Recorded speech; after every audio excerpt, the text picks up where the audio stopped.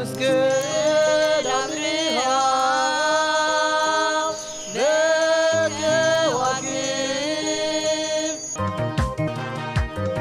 የጽናት ምልክት ችቦን ያበራል እንዘምራለን ደመራውን ከበን በወንጌል ሲነበብ የሰማነው ከዮሐንስ ወንጌል ምዕራፍ 19 ቁጥር 25 የተወሰደ ንባብ ነበር እና በዚህ ንባብ ላይ መስቀሉ ስር የቆሙ 5 ግለሰቦች በስም ተጠቅሰው ነበር። የመጀመሪያዋ እናቱ ቅድስት ድንግል ማርያም፣ ሁለተኛዋ የእናቱ እህት፣ ሶስተኛ ደግሞ የቀለዮጳ ሚስት ማርያም፣ አራተኛ መግደላዊት ማርያም፣ አምስተኛ ወንጌላዊ ዮሐንስ። እነዚህ 5 ግለሰቦች መስቀሉ ስር ቆመው ነበር።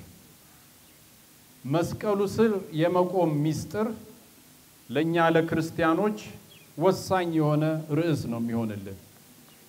ክርስቲያኖች ሆነን የጌታን መስቀል ማንከተል ከሆነ መስቀሉ ስር ደግሞ ሆን ብለን ራሳችንን ማናስገኝ ከሆነ ክርስትናችን ላይ ጥያቄ ምልክት ይመጣል። ስለዚህ መስቀሉ ስር የቆሙት ግለሰቦች እነዛ 5ቱ ግለሰቦች ለኛ እንደ አራያ ሆነው ይቀርቡልናል።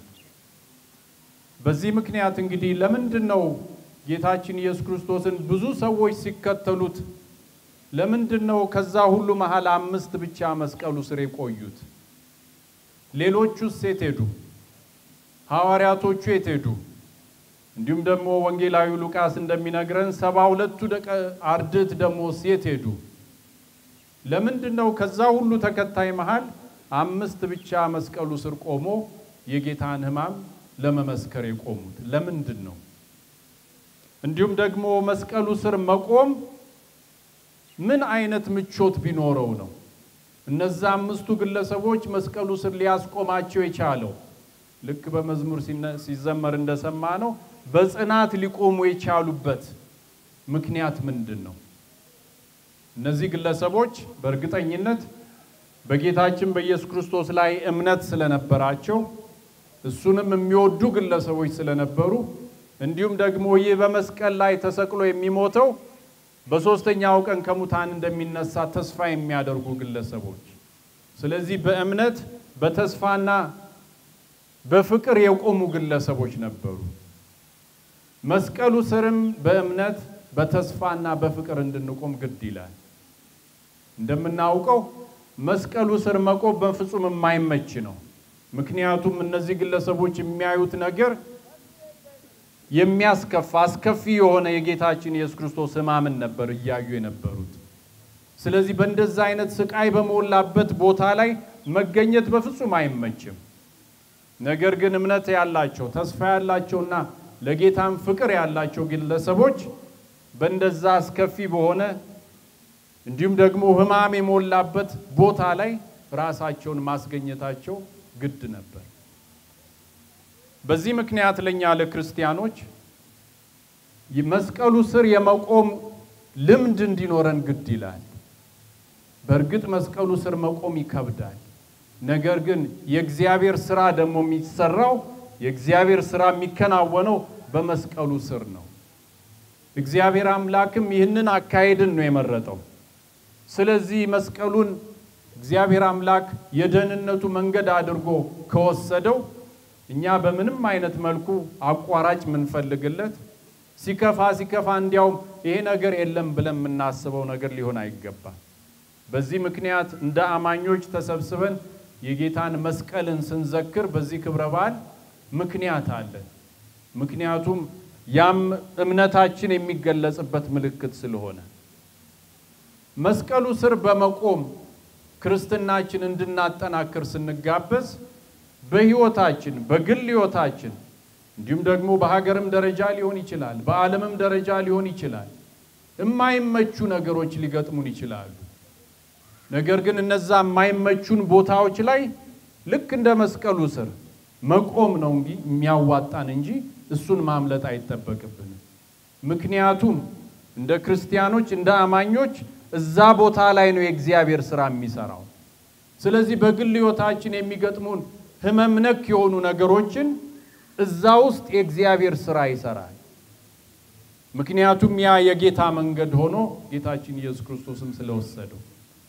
ስለዚህ በማንኛውም የግል ስቃይ፣ የግል መከራ፣ የግል ጭንቀት ውስጥን የሚረብሽ ማንኛውም የግል አጀንዳም ቢሆን በህብረተሰቡም ውስጥ የምናገኘው ነገር ቢሆን የማይመች ነገር ውስጥ ራሳችንን አስገኝተን ለኛ ለአማኞች እዛ ላይ የእግዚአብሔር ሥራ እንደሚሰራ በማመን እዛ ላይ ደግሞ ትርጉም እንደሚገኝ ተስፋ እናደርጋለን።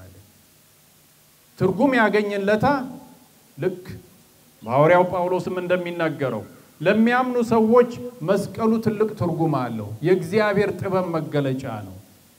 ለማያምኑ ሰዎች ግን ያ መስቀል ሞኝነት ሆኖ ይቀርባል።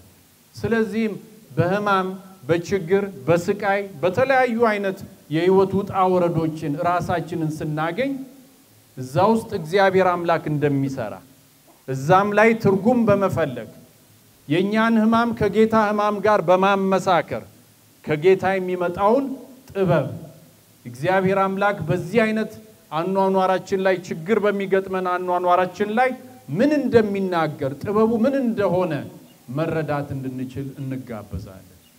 በዚህ ምክንያት ለኛ ለክርስቲያኖች ስቃይ በህይወታችን በሚገጥመን ጊዜ ማጉረምረም አይደለም፣ ማማረርም አያስኬድም። ነገር ግን እዛ ላይ እግዚአብሔር በጥበቡ የሚናገረው ምንድነው? እዛ ትርጉም የምናጣባቸው የህይወት ውጣ ወረዶች ላይ እግዚአብሔር ብርሃን አድርጎ የሚያቀርብልን ነገር ምንድነው? በዚህ ምክንያት መስቀሉ ብርሃን ይሰጠናል። ለዚህም ነው ደግሞ እንኳን ለብርሃነ መስቀሉ አደረሰን እየተባባልን ሰላምታ የምንቀያየረው። ምክንያቱም መስቀሉ ብርሃን ያመጣል። ትርጉም በማናገኝባቸው የህይወታችን ክልሎች በሙሉ እግዚአብሔር ብርሃኑን ያወጣል። ስለዚህ ባለንበት በግል ህይወታችን በመናልፍበት ማንኛውም አስከፊ በሆነ ሁኔታ እግዚአብሔር ብርሃኑን እንዲያወርድ የእግዚአብሔርን ሥራ በዛ በተቻለ መጠን በእምነት በፍቅርና በተስፋ ታንጸን ማየት የምንችልበትን ማስተዋል ጥበብን ነው ከእግዚአብሔር አምላክ መለመን የሚገባል። ይህንንም ስናደርግ መስቀሉ ስር መቆም ትርጉም ይሰጣል። መስቀሉ ስር መቆም የጌታ አካሄድ እንደሆነ እናስተውላለን። የጌታም አካሄድ በመሆኑ ምክንያት እኛም ሁሉ ጊዜ ደከመን ሰለቸን ሳናማርር እዛ መስቀል ስር መገኘቱ ግድ ይላል። ያም እንግዲህ የክርስትና እምነታችን አስደናቂ የሆነ ገጽታው ነው። በህመም ውስጥ ምን አይነት ትርጉም ሊመጣ እንደሚችል ጌታ በህይወቱ አሳይቶናል።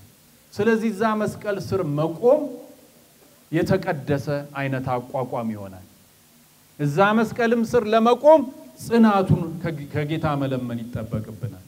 እዛ መስቀል ስርም ቆመን ትርጉም ለማግኘት አይምሮአችንን ልቦናችንን ሁሉ ከፍተን ለእግዚአብሔር ድንቅ የሆነ መልእክት ራሳችንን እንድናዘጋጅ ግድ እንባላለን። ስለዚህ በግል ህይወት በቤተሰብም በሀገርም ደረጃ ደስ የማያሰኙ ህይወትን ከባድ የሚያደርጉ እውነታዎች ፊት እኛ እንደ አማኞች እንደ ክርስትና እምነት ተከታዮች እዛ መስቀል ስር ቆመን ምን አይነት መልእክት ከጌታ እንደምናገኝ ራሳችንን ክፍት አድርገን እንድናቀርብ እንጋበዛለን።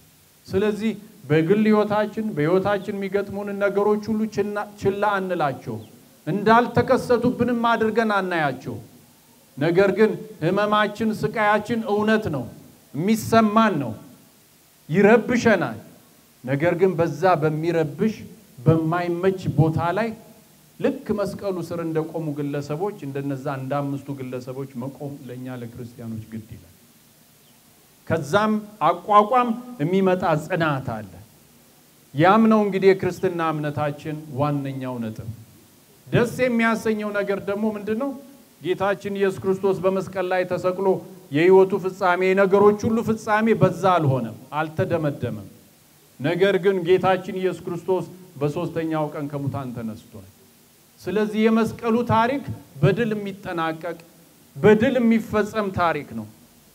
ስለዚህ በግል ህይወታችን የምንቀምሳቸው ደስ የማይሉ የመስቀል ገጽታ የተላበሱ እውነታዎችን በትንሳኤ ብርሃን በትንሳኤ እይታ ነው የምናያቸው ከዛም የሚመጣ ጥንካሬ አለ ከዛም የሚመጣ ጥልቅ የሆነ ሚስጥር ምንረዳበት እውነት አይኖራል ትርጉምም የምናገኘው ከዛ ይሆናል እግዚአብሔር አምላክ በመስቀሉ አማካኝነት ያንዳንዳችንን በምን አይነት ሁኔታ እንደቀረበን ስናስብ በመስጋና ተሞልተን መስቀሉ ስር በየጊዜው የምንቆምበትን ልምድ እንድናዳብር እዛም መስቀል ስር ስንቆም በእምነት በተስፋና በፍቅር ሆነን ነው ለእግዚአብሔር አምላክም ምስጋና ስናቀርብ እግዚአብሔር መንፈስ ቅዱስ ልባችን እንዲከፍትና በህይወት ጉዟችን የሚገጥሙንን ከባድ ደስ የሚያሰኙ ርዕሶች ላይ ትርጉም ማግኘት የምንችልበትን ማስተዋልና ጥበቡን ለእያንዳንዳችን በዚህ ክብረ በዓል እንዲሰጠን የሁላችን ጸሎትና ልመና ይሁን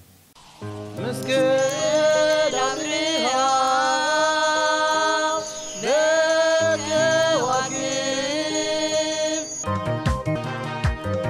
የጽናት ምልክት ችቦን ያበራል እንዘምራለን